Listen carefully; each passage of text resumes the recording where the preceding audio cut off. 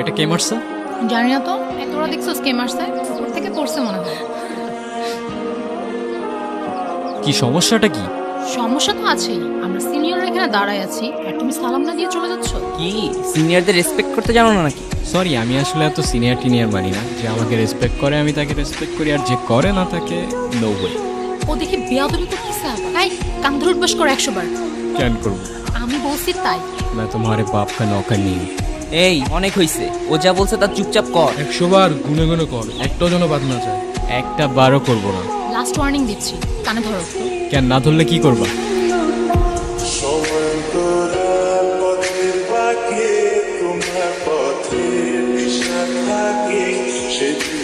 ওই প্রফেসর আসতেছে, পালা পালা।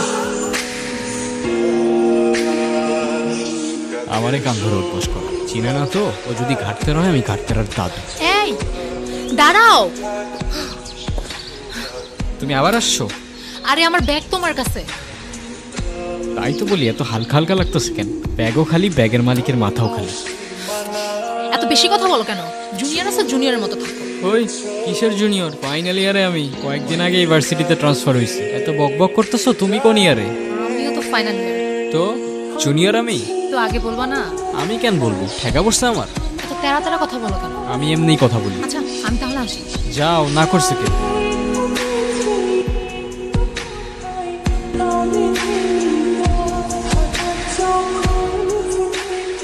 এই কি অবস্থা? এই তো ভালো। কোথায় যাচ্ছ? ভার্সিটি, আর কই যাব? আরে যে লাভ নেই, আজকে কোনো ক্লাস হবে না। তার থেকে বেটার চল তোমাকে সবার সাথে পরিচয় করে দিই। কি রে, ওরে কোত্থেকে ধরে আনছিস? ও আমাদের জুনিয়র না, সেম ইয়ার। সিনিয়র মানে? মানে ক্রেডিট ট্রান্সফার করে আমাদের ভার্সিটিতে আসছে। আচ্ছা যাই হোক, চল আমরা ট্রুথ অর ডেয়ার খেলি। এইখানে ট্রুথ অর ডেয়ার? হ্যাঁ আমি খেলবো না ভাই, তোরা খেল। চল আমরাও ক্লাসে যাই। মানে অন্য সময় কখনো ক্লাস করে না, আজকে ওদের সবার ক্লাস করতে হবে। আচ্ছা চল আমরাই শুরু করি। স্টার্ট করি। ট্রুথ। তুমি লাস্ট কবে কান্না করছিলে? কাল রাতে। আচ্ছা নেক্সট।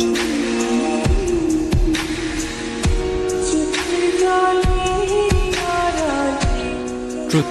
আচ্ছা তোমার কি আমাদের ভার্সিটিতে এসে কোনো মেয়েকে পছন্দ হয়েছে? না।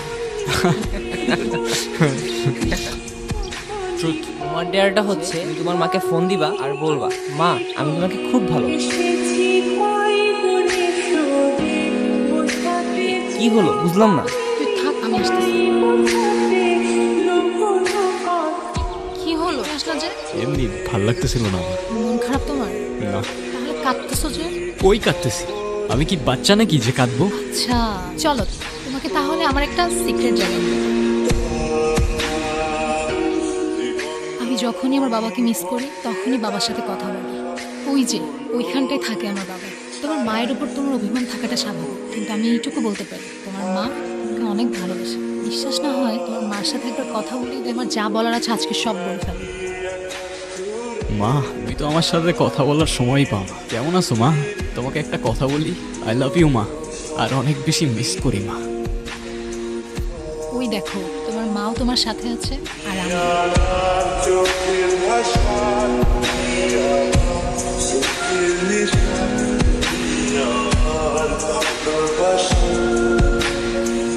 এর পরের দিনগুলি ছিল আমার লাইফের বেস্ট মোমেন্ট।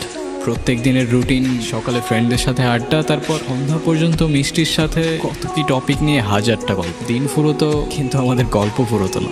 সময়গুলো অনেক তাড়াতাড়ি চলে যাচ্ছে তাই না?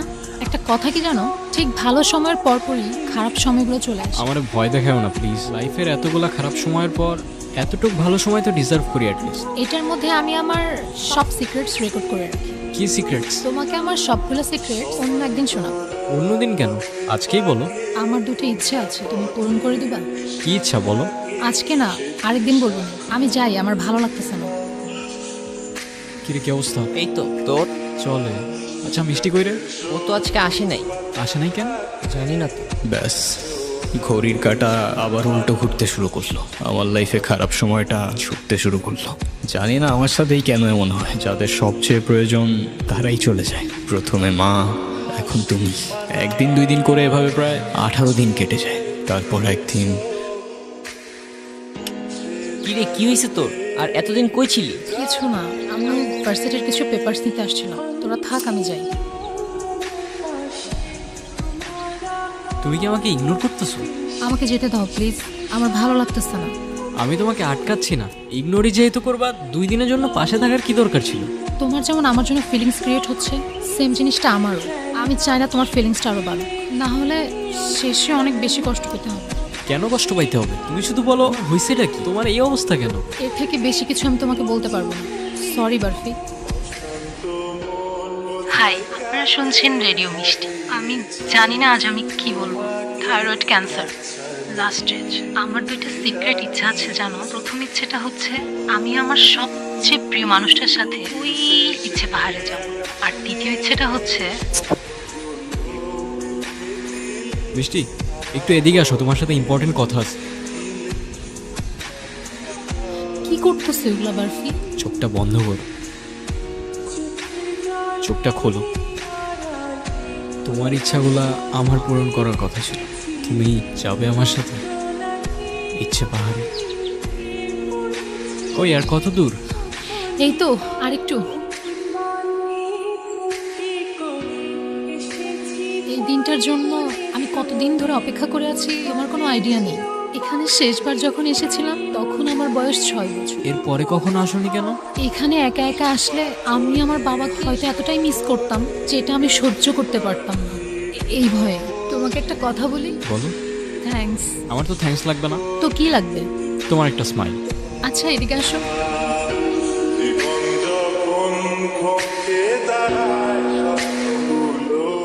আচ্ছা বারফি, তুমি তো আমার প্রথম ইচ্ছেটা পূরণ করবে, দ্বিতীয় ইচ্ছেটা পূরণ করবে না? আরে আর বইলো না, যেই দ্বিতীয় ইচ্ছাটা শুনতে যাব ব্যাটারি শেষ। তুমি বলো, এখনই বলো তোমার দ্বিতীয় ইচ্ছা, আমি এখনই পূরণ করে দিচ্ছি। কি হলো, কিছু বলতেছো না কেন? মিষ্টি, মিষ্টি, দ্বিতীয় ইচ্ছা। আমার 2টা সিক্রেট ইচ্ছা আছে জানো। প্রথম ইচ্ছেটা হচ্ছে আমি আমার সবচেয়ে প্রিয় মানুষটার সাথে ওই ইচ্ছে পাহাড়ে যাব। আর দ্বিতীয় ইচ্ছেটা হচ্ছে আমার শেষ নিঃশ্বাসটা যেন ওই পাহাড়েই হয়।